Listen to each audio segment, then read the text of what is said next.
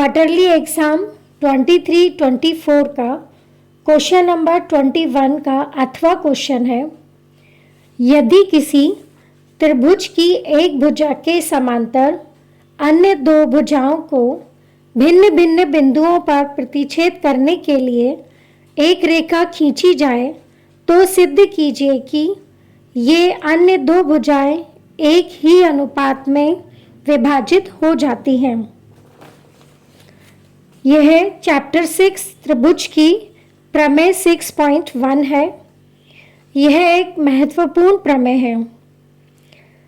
इसे थेल्स प्रमेय या आधारभूत समानुपातिकता प्रमेय या आधारभूत आनुपातिकता प्रमेय के नाम से भी जाना जाता है।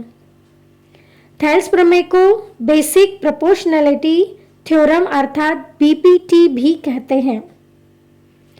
इससे इस प्रकार भी पूछा जाता है, थेल्स प्रमेय का कथन लिखिए एवं सिद्ध कीजिए।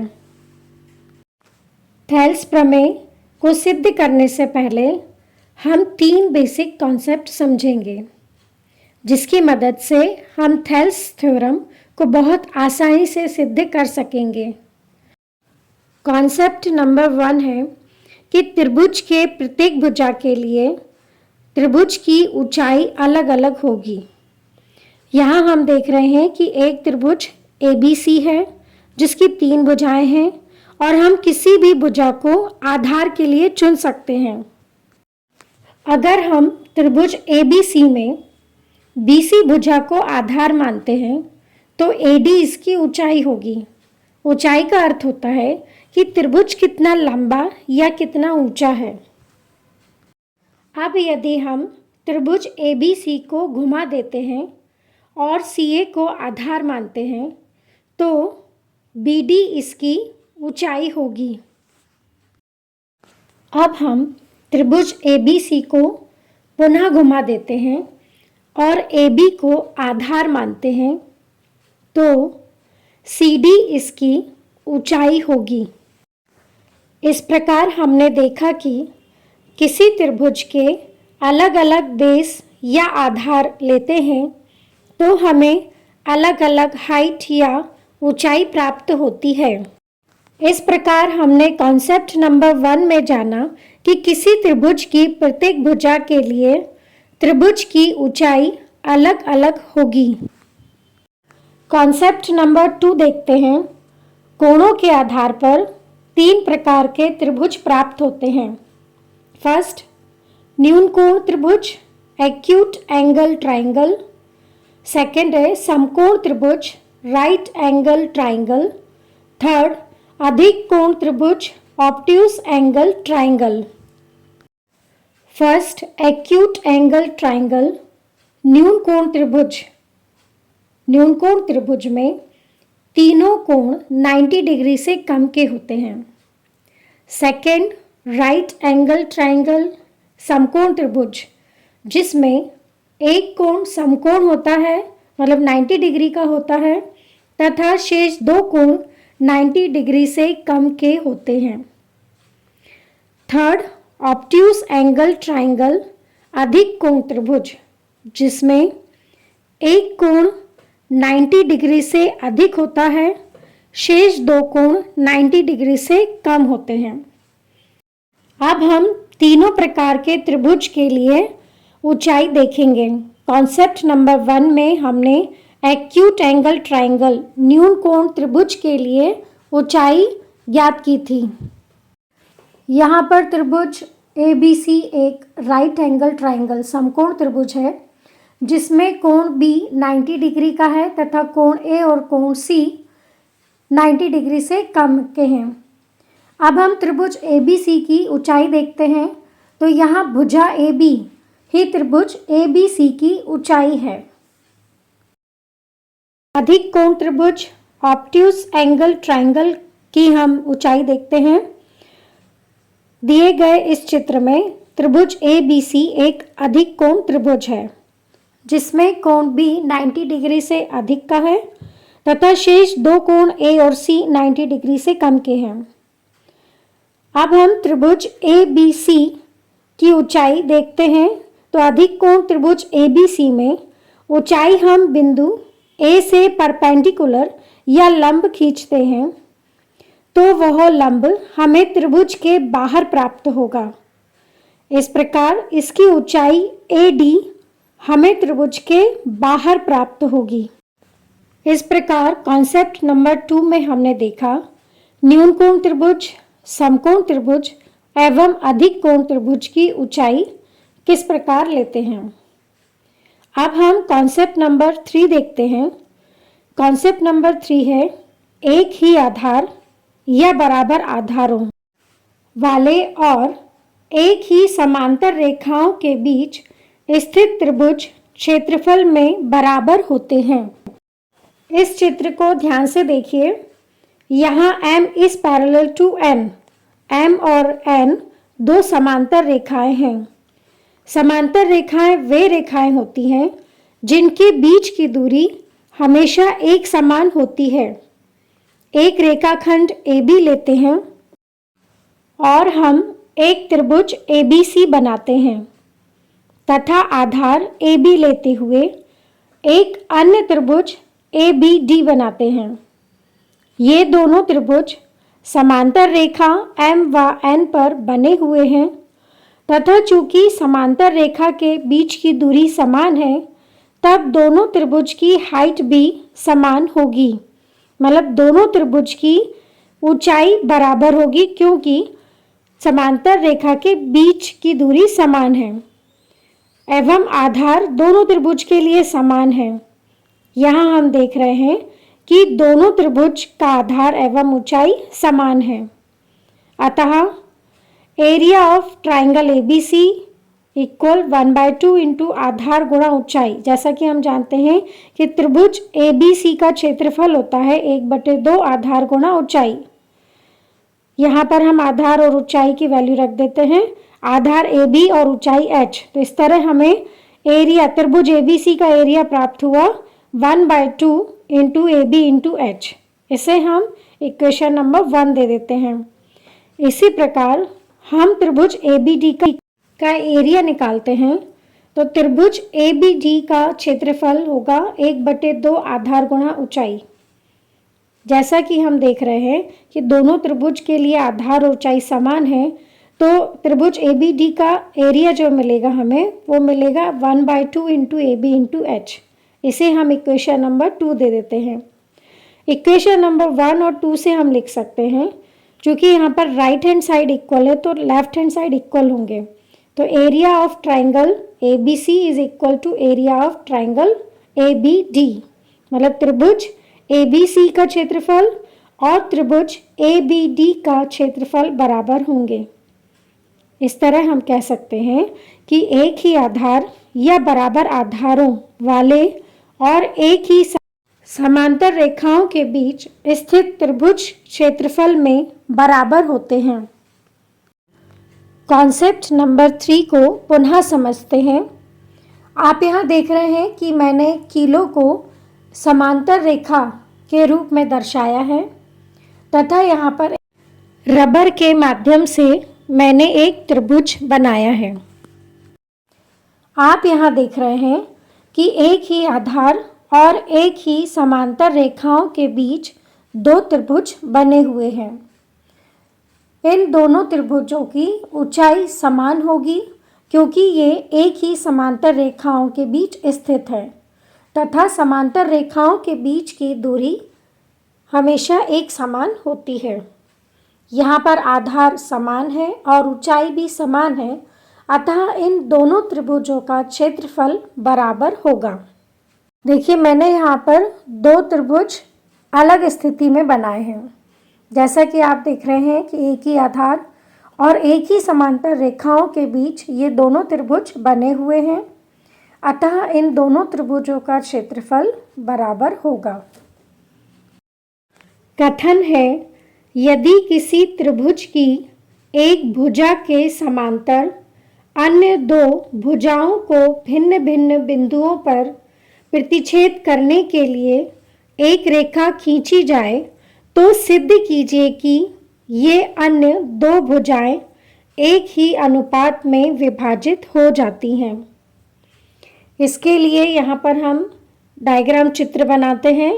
चित्र में त्रिभुज ABC बनाते हैं और हम जो दिया है हम कैसे पहचानेंगे कि हमें क्या दिया गया है और क्या सिद्ध करना है। तो कथन में सिद्ध कीजिए के पहले जो कुछ भी लिखा गया है वो दिया है में आता है, दिया है में लिखते हैं, और सिद्ध कीजिए के बाद में हम जो सिद्ध करना है वो लिखते हैं।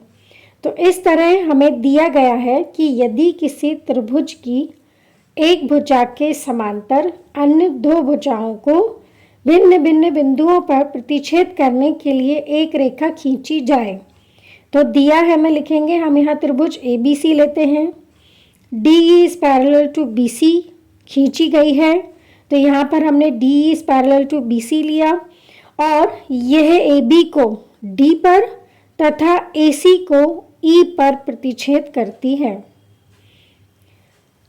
अब सिद्ध करना है, तो हमें सिद्ध करना है कि ये अन्य दो भुजाएं एक ही अनुपात में विभाजित हो जाती हैं।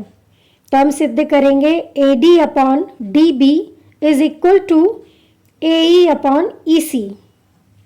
अब हम कंस्ट्रक्शन करते हैं।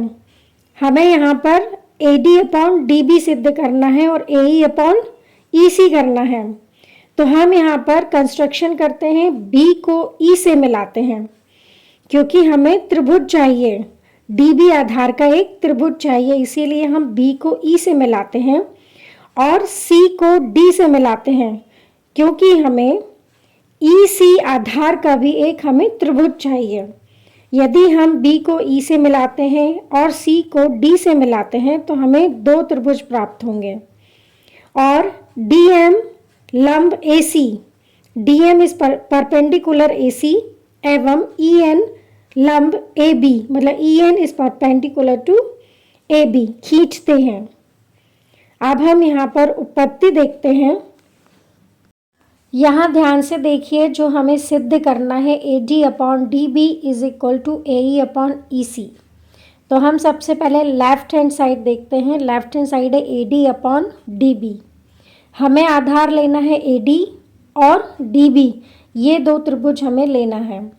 तो ये आधार हम देखते हैं AD और DB, तो हमारा त्रिभुज बनता है एक ADE। ADE में आधार AD लेंगे और BDE में हमें आधार मिलेगा BD या DB।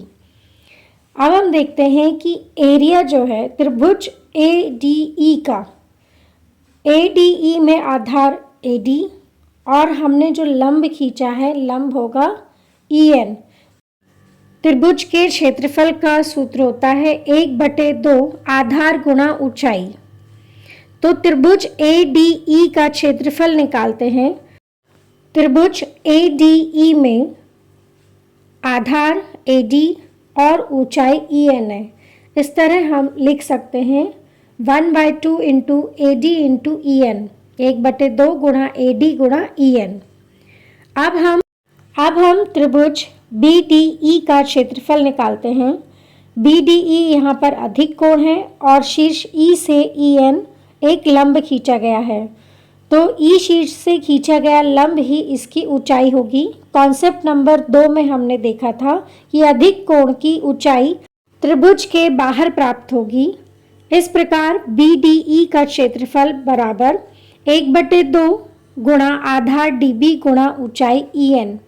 1/2 और EN को कैंसिल कर देंगे तो हमें प्राप्त होगा AD अपॉन DB। इसे हम इक्वेशन नंबर 1 दे देते हैं। हमें जो सिद्ध करना है उसका हम राइट हैंड साइड देखते हैं। तो राइट हैंड साइड है AE अपॉन EC। अब हम वो दो त्रिभुज लेते हैं जिसमें आधार AE तथा EC है। तो हम यहाँ देख रहे हैं कि त्रिभुज ADE में आधार AE तथा त्रिभुज DEC में आधार EC है, अतः हम ये दो त्रिभुज का क्षेत्रफल निकालते हैं। त्रिभुज का क्षेत्रफल होता है 1/2 गुणा आधार गुणा ऊंचाई। तो ADE, त्रिभुज ADE का क्षेत्रफल निकालते हैं। तो 1/2 आधार AE और हमने DM लंब AC खींचा था, तो इसकी ऊंचाई होगी DM। इस प्रकार त्रिभुज ADE का क्षेत्रफल होगा 1/2 गुणा AE गुणा DM। अब हम त्रिभुज DEC का क्षेत्रफल निकालते हैं। त्रिभुज DEC का क्षेत्रफल बराबर 1/2 गुणा आधार गुणा ऊंचाई। आधार EC होगा और इसकी ऊंचाई कॉन्सेप्ट नंबर 2 में हमने देखा था, यहाँ पर DEC अधिक कोण है और अधिक कोण की ऊंचाई हमें त्रिभुज के बाहर मिलेगी। तो शीर्ष D से हमने लंब खींचा था DM, तो हमें ऊंचाई प्राप्त होगी DM। अतः त्रिभुज DEC का क्षेत्रफल होगा 1/2 गुणा EC गुणा DM। इस प्रकार त्रिभुज ADE का क्षेत्रफल बटे त्रिभुज DEC का क्षेत्रफल is equal to 1/2 into AE into DM upon 1/2 into EC into DM। यहाँ हम देख रहे हैं कि 1/2 और DM को हम यदि काट देते हैं, कैंसिल कर देते हैं, तो हमें प्राप्त होगा AE अपॉन EC। इसे हम इक्वेशन नंबर 2 दे देते हैं। चूँकि त्रिभुज BDE और त्रिभुज DEC एक ही आधार DE तथा समांतर रेखाओं BC और DE के बीच बने दो त्रिभुज हैं। कॉन्सेप्ट नंबर 3 से हम कह सकते हैं कि एक ही आधार वाले और एक ही समांतर रेखाओं के बीच स्थित त्रिभुज क्षेत्रफल में बराबर होते हैं। अतः हम लिख सकते हैं त्रिभुज BDE का क्षेत्रफल बराबर त्रिभुज DEC का क्षेत्रफल। इसे हम इक्वेशन नंबर 3 दे देते हैं। अतः 2 से हम लिख सकते हैं त्रिभुज ADE का क्षेत्रफल बटे त्रिभुज BDE का क्षेत्रफल बराबर AE अपॉन EC। इसे हम इक्वेशन नंबर 4 दे देते हैं। तो फर्स्ट और 4 से हम लिख सकते हैं, फर्स्ट और 4 में हम देख रहे हैं कि लेफ्ट हैंड साइड इक्वल है, तो राइट हैंड साइड भी इक्वल होंगे। अतः फर्स्ट व 4 से हम लिखेंगे AD upon DB is equal to AE upon EC। इति सिद्धम। थेल्स प्रमेय सिद्ध होती है। थेल्स प्रमेय में हम कुछ ट्रिक्स का यूज़ करेंगे जिससे हम एग्ज़ाम में आसानी से थेल्स प्रमेय लिख सकें और हम इसकी पहचान कर सकेंगे कि हमें कौन कौन से त्रिभुज लेने हैं, कौन सा आधार एवं ऊंचाई लेनी है। हम यहाँ देख रहे हैं कि हमें क्या सिद्ध करना है। तो हमें जो सिद्ध करना है वो है AD upon DB is equal to AE upon EC। Left hand side देखते हैं, लेफ्ट हैंड साइड में है AD अपॉन DB। तब AD व DB के आधार वाले दो त्रिभुज ADE व BDE लेते हैं।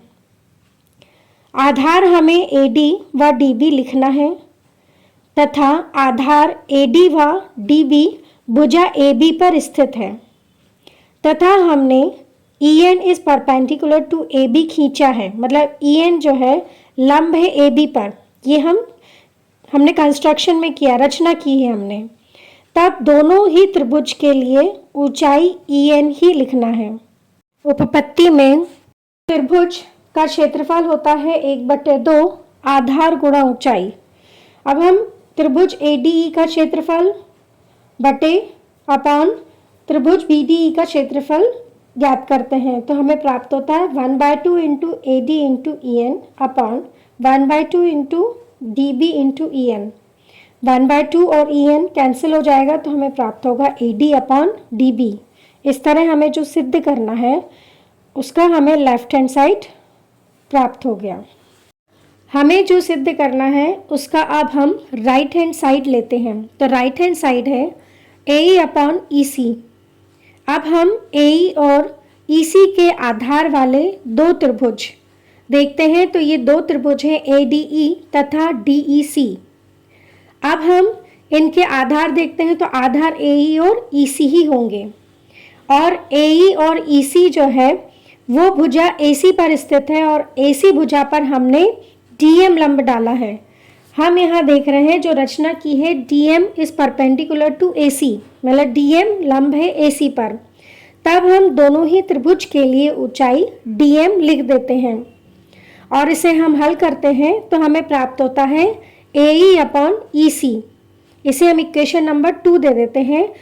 इक्वेशन नंबर 1 एवं इक्वेशन नंबर 2 में हर में जो दो त्रिभुज लिए हैं वो त्रिभुज क्षेत्रफल में बराबर होंगे, क्योंकि वे दोनों ही त्रिभुज एक ही आधार DE तथा समांतर रेखाओं BC और DE के बीच बने दो त्रिभुज हैं। अतः हम 2 से लिख सकते हैं त्रिभुज ADE का क्षेत्रफल बटे त्रिभुज BDE का क्षेत्रफल बराबर AE बटे EC। और फर्स्ट और फोर्थ से हम लिख सकते हैं AD upon DB is equal to AE upon EC। इति सिद्धम।